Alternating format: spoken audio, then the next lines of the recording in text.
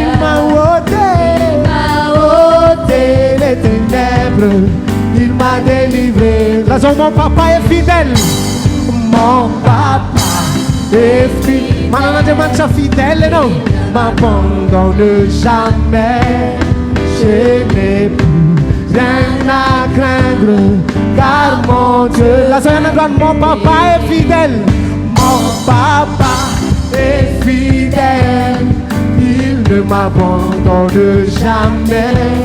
Je n'ai plus rien à craindre, car mon Dieu, c'est les temps fallait droit mi Lazare. Je suis dans la joie, une joie immense. Je suis dans l'allégresse, car mon Dieu m'a Lazare. Je suis dans la joie, une joie immense. Je suis dans l'allégresse, car mon Dieu. T'es dans la cifale, on tout fait dans la joie. La la la la la la la la la la la la la la.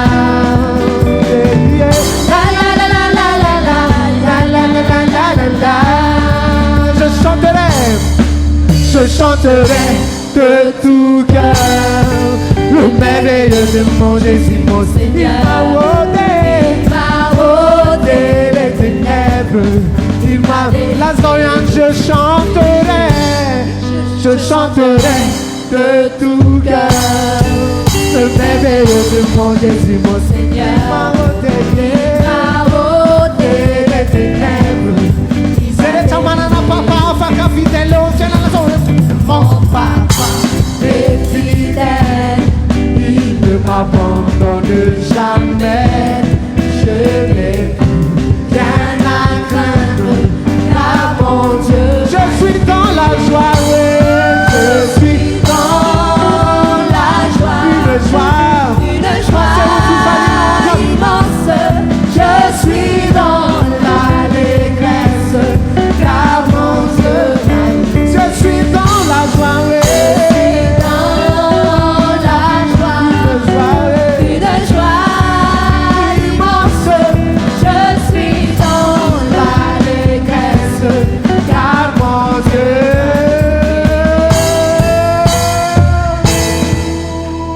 Ensemble louons le Seigneur, il est vivant. Ensemble louons le Seigneur, il est vivant. Ensemble louons le Seigneur, il est vivant. Ensemble, ah ouais. Ensemble louons le Seigneur, il est vivant.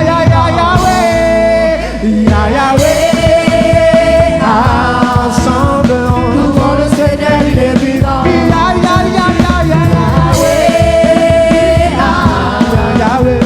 Louons le Seigneur, il est vivant.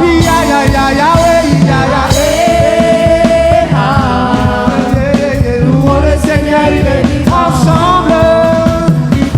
Ensemble louons le Seigneur, il est vivant.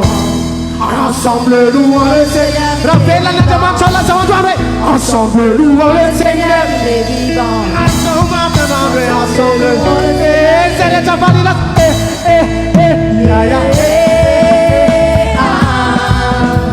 Louons le Seigneur, il est vivant.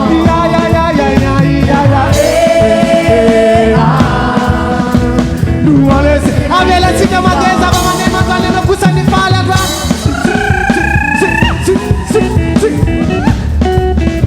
Ah, c'est une fille pali, non, on l'air de ma chapelle, là, c'est papa, non, ouais.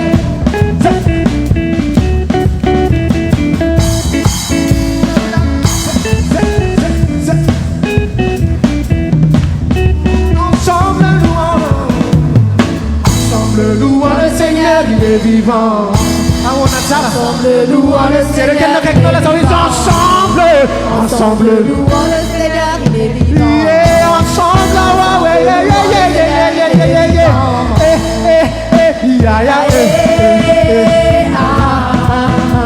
louons le Seigneur, il est vivant. Louons le Seigneur.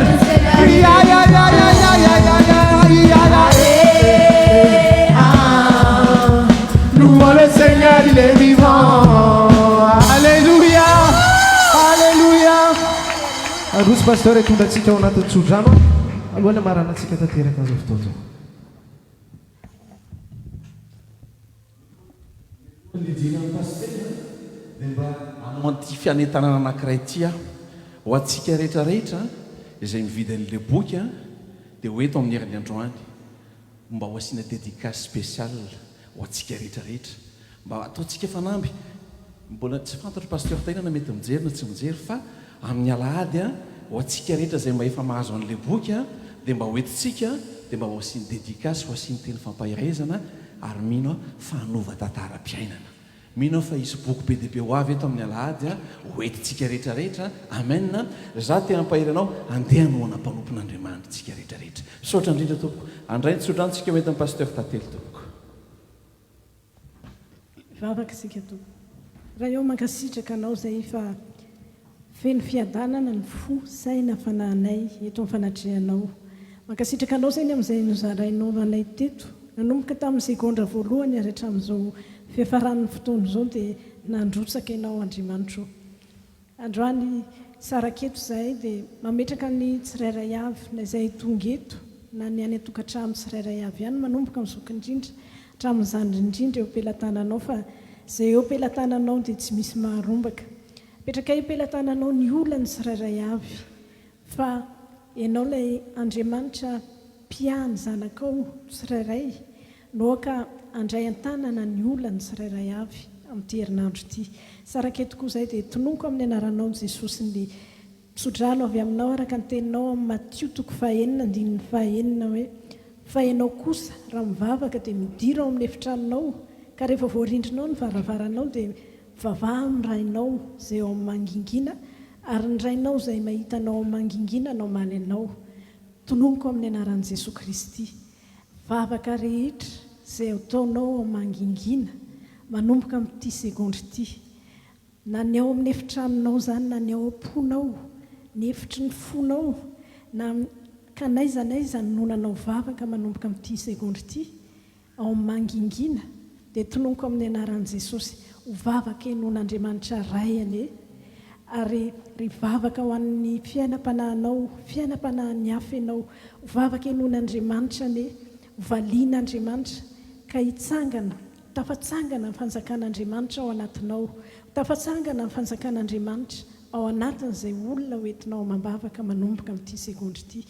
Tononoko amin'ny anaran'i Jesosy vavaka rehetra tonononao ao anaty ao manginginane dia vavaka ho valian'Andriamanitra ray na momba ny olonanao zany na momba ny olonan'ny olona hafa dia ilay Andriamanitra ray mahita anao ao manginginane amaly anao na vavaka ho anao zany ho an'ny tokantranonao na ho an'ny olona hafa na ho an'ny fiangonana.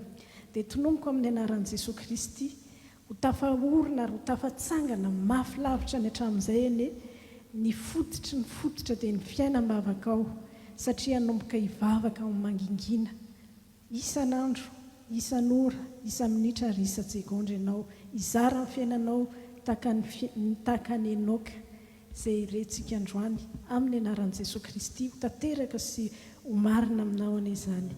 Amen.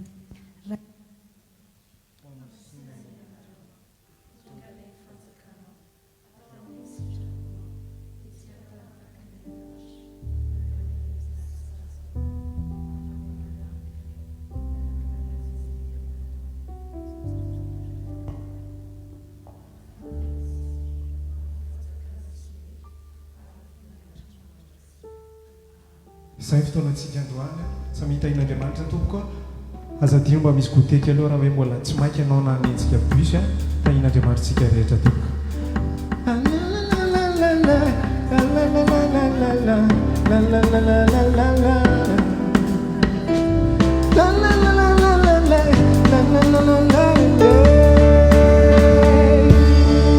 Je chanterai de tout cœur le merveilleux de mon Jésus, mon Seigneur. Il m'a ôté les ténèbres, il m'a délivré de tout péché. Je chanterai